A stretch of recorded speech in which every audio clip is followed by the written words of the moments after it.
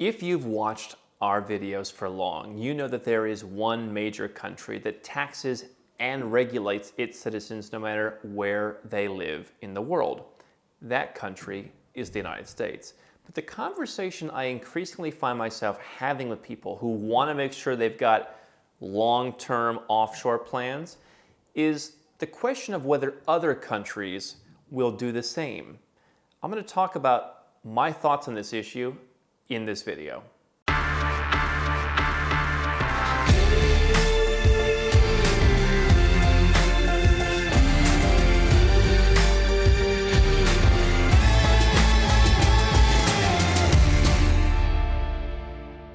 Hi, I'm Andrew Henderson, and before you think I should be wearing one of these, I'm not very good at making things out of foil.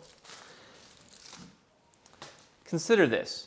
Today, the United States is the only country of significance that taxes its citizens no matter where they live, and certainly the only one that taxes them full boat. South Africa is going through some pretty interesting times right now with what they're going to require of their expats, but there have been a number of other countries historically that have taxed people from their country no matter where they lived. Mexico, Hungary, and others have had some kind of policies.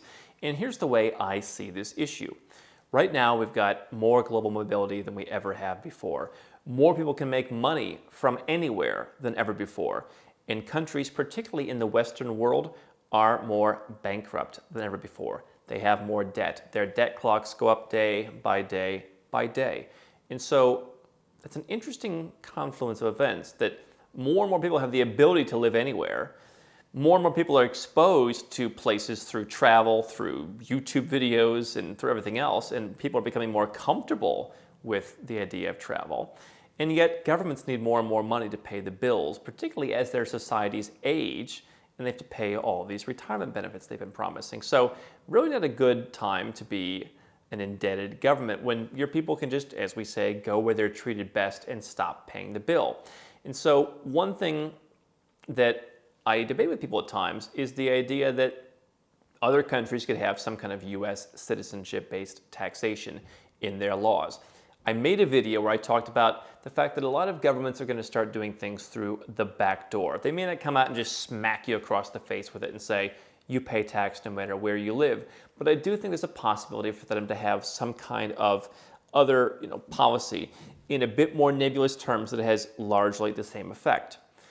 If you look at some of the things that have come out in the new Trump tax reform, you see that on the corporate side in the United States, there are now provisions where if you don't pay a certain amount of tax, we'll work it out with you, right? So let's just imagine, for example, that countries might say, you know what? Our values include paying a certain amount of tax. And you can imagine, by the way, a lot of countries saying that.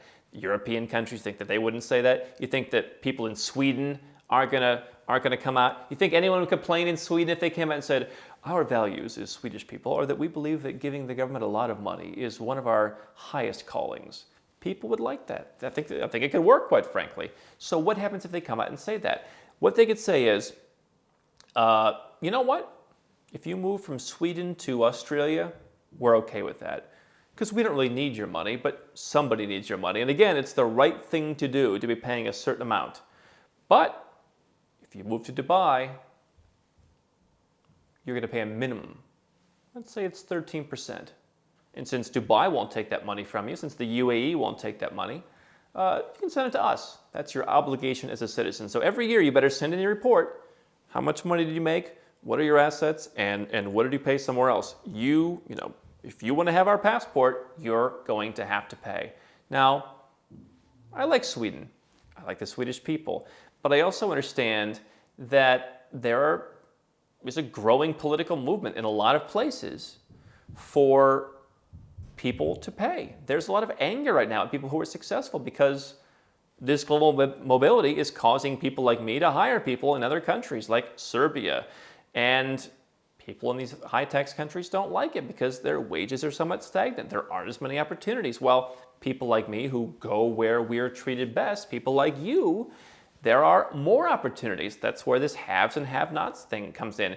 I look at it really as an issue of global mobility, not an issue of some evil billionaire plot. It's just a matter that if you're successful, you have more opportunities now to go places and be successful and to ply your craft. And so, to me, it's worth having a strategy. If you're from a Western country, it's worth having a strategy. The same way I talk in my video about what to do as a plan B.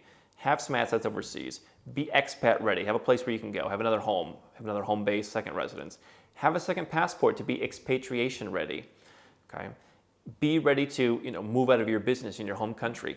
The reason being that people say, oh, only the United States can collect on their global tax system because they have the US dollar and they have the correspondent banking relationships that banks all around the world want to maintain, and people want to trade on US markets, and so they have so much leverage over everybody to help them enforce their system of worldwide taxation.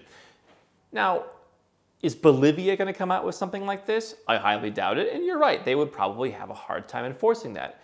I do think that a country like Australia could enforce it. I think it's possible some countries could get together and join forces. You already have things like Five Eyes. You already have some information sharing among some of these big governments. Why couldn't that be strengthened? Governments that are like-minded, that are allied governments, could get together and say, hey, let's help each other out, right?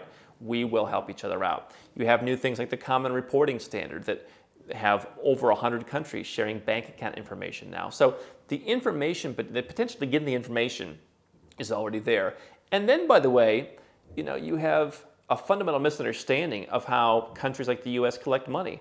The United States has what's called the qualified intermediary system, whereby they can go to other people and say, hey, this guy owes us money. A system like that can be put in place to be able to have extraterritorial enforcement of tax debts. So they can get the information and they can create the systems. Now, where's my tinfoil hat? Are we getting a little tinfoil hatty? I don't know. What I do know is if you're a successful person, you want to have a backup plan. If you look at U.S. politics right now in this election season, you've got people calling for some rather outlandish things. And you know what I say? It's not my problem anymore. Let them do what they want. But your countries in the Western world are increasingly becoming dominated by people who are upset that they don't have as much money. And their answer is for you to pay for things. Free college, free healthcare. And listen, some countries have those things and it works fine. It's not going to work fine if your country spends half of its money on fighting wars. They're going to need more money. They're going to need 70% of your money, 80% of your money. What was the top tax rate after World War II in the US? 91%.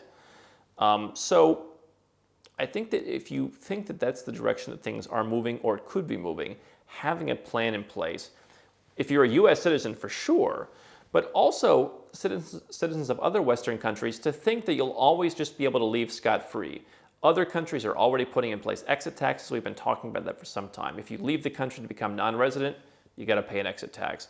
That could be increased. There are so many different ways that they can get you that I think it's worth having a strategy in place now to make sure things don't get worse.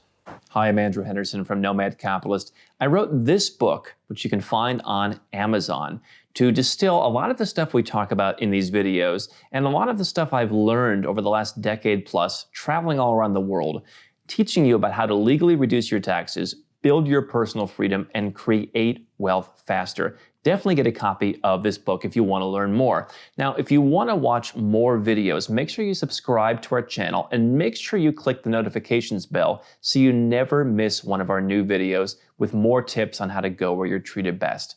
And if you're already a 6- or 7-figure entrepreneur and you'd like to put these strategies in place for yourself, go to nomadcapitalist.com and learn about how I can help you.